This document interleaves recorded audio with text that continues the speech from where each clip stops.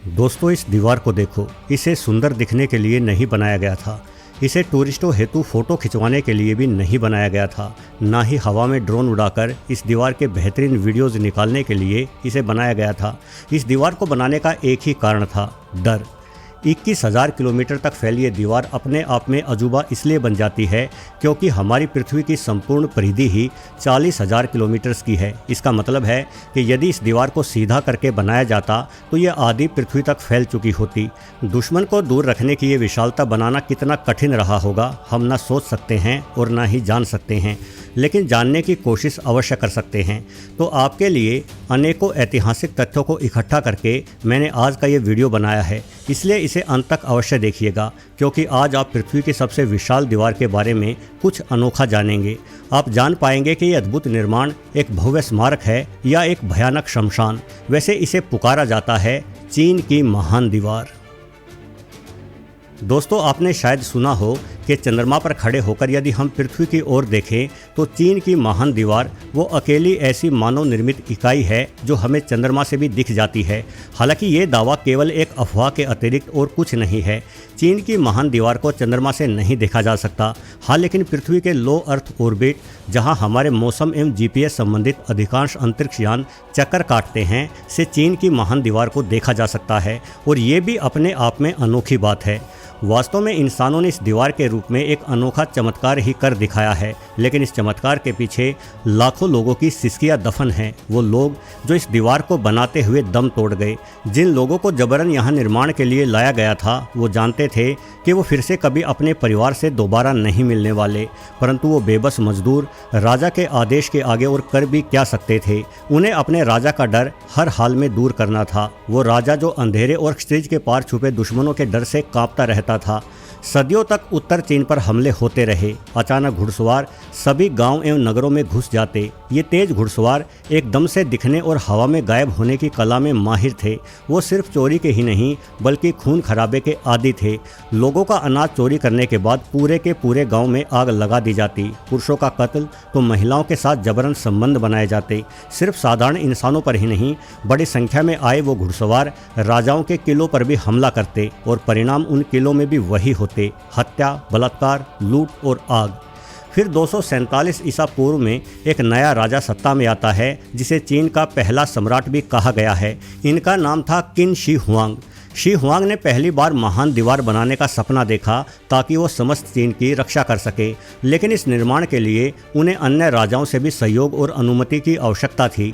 She Huang ने ये अनुमति ली, हालांकि उनका तरीका थोड़ा अलग था। उन्होंने एक एक करके चीन के सभी 7 बड़े राज्यों पर हमला बोला और उन्हें जीत लिया।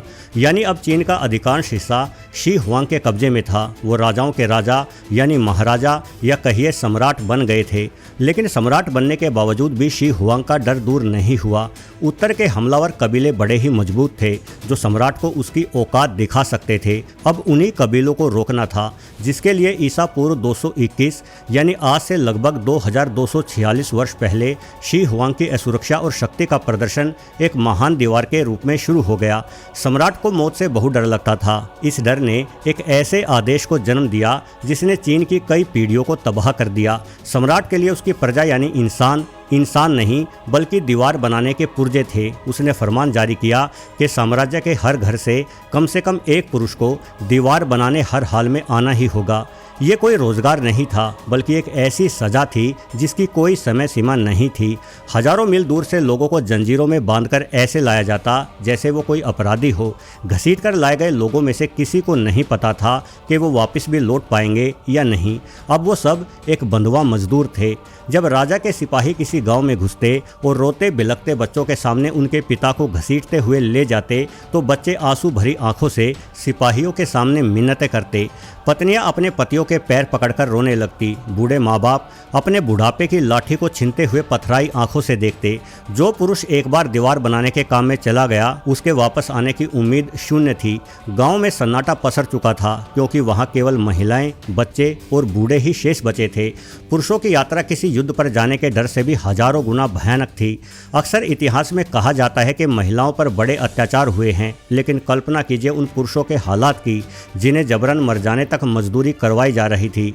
ये महान दीवार किसी समतल जमीन पर नहीं बल्कि प्रकृति के सबसे खूंखार रास्तों पर बनाई जा रही थी। मजदूर पुरुषों को उन ऊंची चोटियों पर काम करना पड़ता जहां बादल गरजते थे और बरसते भी थे, जहां कहीं पर भारी बर्फबारी थी तो कहीं प्यासा और सूखा रेगिस्तान जिसमें पांव टिकाना भी मुश्किल था। सर्दियों में जब तापमान 0 से 40 डिग्री सेल्सियस नीचे गिर जाता था तब भी सम्राट का कोड़ा नहीं रुकता था। दीवार शीघ्रता से बनाई जानी थी, इसलिए जो थक कर बैठ जाता उसकी कमर का खून सिपाहियों के बरसते कोड़े चूसने लग जाते। नंगे हाथों से बर्फ जैसे ठंडे पत्थरों को उठाना हड्डियों को गला देने वाली क्रिया थी। रोजाना मजदूर मर रहे थे, कड़ाके की ठंड में उनके शरीर जम जाते। ऐसे में बड़ी ही बेदर्दी से उनकी लाशों को कूड़े की तरह कहीं भी फेंक दिया जाता। भेड़िया, जंगली कुत्तों, गिद्धों की तो दावतें उड़ रही थी। उन्हें मुफ्त में इंसानी मांस भरपेट खाने को मिल रहा था। वहीं गर्मी में रेगिस्तान वाले हिस्से में चल रहा निर्माण मजदूरों को पानी की एक एक बूंद के लिए तरसा देता। प्यास के कारण पहले गला सूखता, फिर जलने लगता, लेकिन मौत सब चीखें शांत कर देती। असल में चीन की इस तथाकथित महान दीवार को वैसे नहीं बनाया जा रहा था जैसे हम अपने घरों की दीवार बनाते हैं। एक सिरे से कार्य शुरू किया और दूसरे सिरे पर समाप्त हो गया। इसके उलट महान दीवार को चीन के अलग अलग हिस्सों में एक साथ बनाया जा रहा था। हजारों किलोमीटर की दूरी तक लगातार निर्माण हो रहा था। पत्थरों के इस बोझ के निर्माण में लगे लाखों लोगों के लिए भोजन की व्यवस्था करना उस समय की सबसे बड़ी समस्या थी। सम्राट के भंडार भरे थे, लेकिन निर्माण कार्य में लगे मजदूरों तक अनाज पहुंचाने वाले रास्ते बड़े ही कठिन थे। कई बार मजदूरों को हफ्तों तक सिर्फ उबलती हुई घास खाकर ही काम चलाना पड़ता था। भूख से व्याकुल इंसान जब भारी पत्थर उठाने की कोशिश करते तो अक्सर वो उन पत्थरों को अपने ही ऊपर गिरा लेते थे।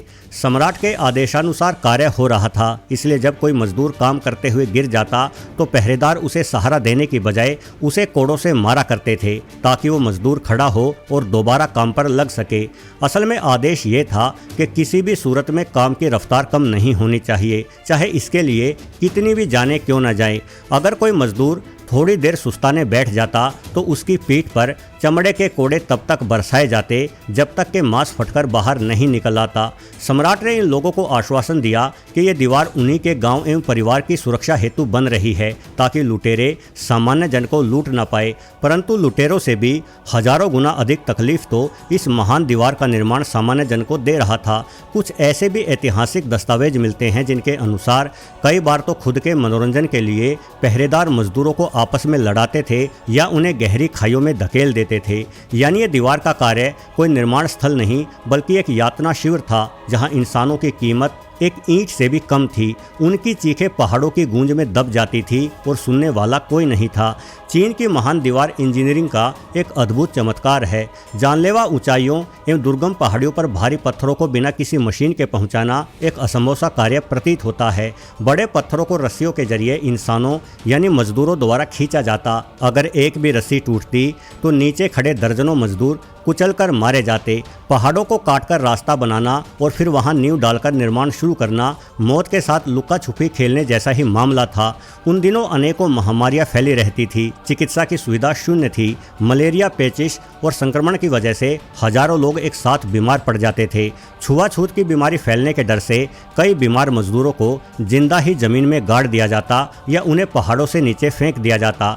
आज भी जब इस महान दीवार के आसपास खुदाई होती है तो हजारों साल पुराने नरकंकाल मिलते हैं जो उस दौर के अत्याचार की गवाही दे रहे होते हैं। ऐसा लगता है कि दीवार पत्थरों पर नहीं बल्कि इंसानी अवशेषों के ढेर पर खड़ी है। जिस डरे हुए सम्राट यानी किन शी हुआंग ने मौत से बचने के लिए दुनिया की ये विशाल दीवार खड़ी करने की शुरुआत की थी, उसने मौत से ही बचने के लिए एक और तकनीक खोजने की भी अजीब सी कोशिश की थी। हुआंग ने अपने हकीमों को अमर होने की दवा बनाने के काम में लगा दिया था, लेकिन विडंबना देखिए कि जिस दवा से उसे अमर बनना था वही दवा उसकी मौत का कारण बनी। असल में अमर होने के जुनून में हुआंग पारे से बनी गोलियां खाने लगा था जो धीरे धीरे उसके शरीर में जहर बनकर घुलती रही और साल 210 ईसा पूर्व में एक शाही दौरे के दौरान हुआंग की अचानक मृत्यु हो गई। सम्राट की मौत के बाद मुख्य दरबारियों को लगा कि अगर सम्राट की मौत की खबर फैली तो पूरे चीन में बगावत और गृह युद्ध छिड़ जाएगा। इसलिए उन दरबारियों ने कई सप्ताह तक सम्राट की मौत को दुनिया से छुपाए रखा और ये नाटक किया कि कि सम्राट तो अभी भी जिंदा है। वो लोग उस सन की सम्राट की लाश को उनके शाही रथ में रखकर सफ़र कराते रहे, लेकिन लाश के सड़ने के कारण ये झूठ अधिक दिनों तक नहीं चल सका और अंत में मृत्यु की घोषणा करते हुए सम्राट हुआंग को दफना दिया गया। लेकिन जब उन्हें दफनाया गया तो उनके साथ ही उनकी रहस्यमयी टेराकोटा आर्मी और अकल्पनीय खजाना भी दफन हुआ। कहा जाता है कि उनकी कब्र के चारों ओर सुरक्षा के लिए पारे की विशाल नदियां और झीलें बनाई गई थी ताकि कोई लुटेरा सम्राट किन शी हुआंग की लाश तक ना पहुंच सके। हालांकि सम्राट किन शी हुआंग की मौत के बाद भी चीन की महान दीवार का कार्य नहीं थमा, बल्कि इस दीवार का निर्माण सदियों तक चलता रहा। सम्राट बदलते रहे, मजदूरों की पीढ़ियां भी बदलती रही, लेकिन सनक नहीं थमी।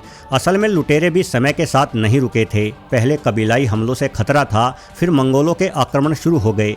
हालांकि दीवार की सुरक्षा अब काम आ रही थी। इस महान दीवार को बनाने में रैम्ड अर्थ तकनीक का इस्तेमाल किया गया था। इस तकनीक में मिट्टी, कंकड़ और घास को सांचों में भरकर इतना कूटा जाता था कि वो मिश्रण कंक्रीट की तुलना में कई गुना सख्त हो जाता था। साथ ही चूने और उबले हुए चिपचिपे चावल का आटा, जिसे दुनिया का पहला सुपर ग्लू कहा गया है, को भी इस मिश्रण में मिलाया जाता। चावल में मौजूद एमाइलोपेक्टिन ने ईंटों के बीच ऐसा रासायनिक बंधन बनाया कि सदियों के भूकंप, युद्ध और भारी बारिश भी इस दीवार को हिला नहीं पाए। ये मसाला आधुनिक सीमेंट से भी कहीं ज़्यादा मजबूत और लचीला साबित हुआ। सम्राट चाहता था कि उसकी दीवार अमर हो जाए, फिर भले ही वो कितनी ही लाशों पर क्यों न खड़ी हो। महान दीवार की इंजीनियरिंग का दूसरा शानदार पहलू इसका रक्षात्मक और तेज संचार तंत्र था। ये दीवार केवल एक रुकावट नहीं थी, बल्कि एक ऊंचा राजमार्ग भी थी, जिसकी चौड़ाई इतनी थी कि 5 घुड़सवार एक साथ इस पर दौड़ सकते थे। इससे सेना ने दुर्गम पहाड़ियों के बीच एक जगह से दूसरी जगह पहुंचने में अविश्वसनीय रफ्तार हासिल की। दीवार के हर कुछ 100 मीटर्स पर बने बीकन टावर्स एक तरह से उस दौर का हाई स्पीड इंटरनेट थे, जिनसे दिन में धुएं और रात में आग के संकेतों के जरिए दुश्मन के हमलों की खबर मात्र कुछ ही घंटों में हजारों मील दूर सम्राट के महल तक पहुंच जाती थी। इंजीनियरों ने पानी के कटाव से दीवार को बचाने के लिए एक जटिल निकासी सिस्टम भी बनाया था, जो बारिश के पानी को सुरक्षित तरीके से नीचे गिरा देता था ताकि नींव कमजोर न हो। इसके अतिरिक्त दीवार के कगारों, जो कि दीवार के सबसे ऊपरी हिस्से पर बनी दांतेदार बनावट होती है, को इस तरह से डिजाइन किया गया था कि सैनिक खुद सुरक्षित रहकर दुश्मन पर तीर चला सके।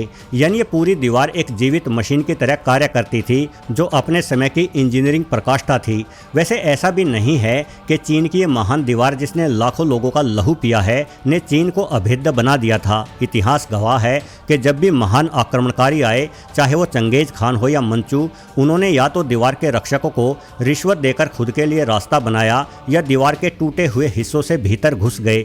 यानी जिस दीवार को बनाने में लाखों लोग तबाह और बर्बाद हो गए, वो सामरिक रूप से अनेकों बार नाकाम भी साबित हो चुकी है। दोस्तों, आज चीन की ये महान दीवार यादों के मलबे में बदल चुकी है। इस पर चलते पर्यटक उन स्थानों से होकर गुजरते हैं जिन स्थानों पर कभी लाखों मजदूरों की आखिरी सिसकियां गूंजा करती थी। वो मजदूर इतिहास के पन्नों में गुमनाम हैं। आज उनका कोई नाम नहीं है, कोई स्मारक नहीं है। वो लोग जिन्होंने इस निर्माण के पीछे अपनी जान गंवा दी, वो बस आंकड़ों का हिस्सा बनकर रह गए हैं। आधुनिक चीन इस दीवार को अपनी राष्ट्रीय पहचान मानता है। इसे चीन की महान दीवार या ग्रेट वॉल ऑफ चाइना नाम दिया गया है। ये भव्य है, लेकिन इसकी भव्यता के पीछे छुपा काला सच हमें याद दिलाता है कि सत्ता की भूख जब सर चढ़कर बोलती है, तो वो सबसे पहले मानवता की बलि मांगती है। महान दीवार का एक एक पत्थर अनेकों जुल्मों का गवाह है। यदि आपको कभी चीन की सैर का मौका मिले, तो इस तथाकथित महान दीवार को देखने जरूर जाएं। संभवतः आपको वहाँ केवल पत्थर नहीं दिखाई देंगे, अपितु आप उन लाखों आत्माओं को भी महसूस कर पाएंगे जो शायद आज भी इस दीवार के गलियारों में भटक रही होंगी। उन आत्माओं की शांति के लिए एक बार नमन अवश्य करें। और आज का ये वीडियो आपको पसंद आया हो तो इसे लाइक भी अवश्य करें। आपकी टिप्पणियों के लिए भी कमेंट बॉक्स खुला है। वहीं यदि पहली बार आपका इस चैनल पर आना हुआ है तो सब्सक्राइब बटन याद से दबा दें। धन्यवाद।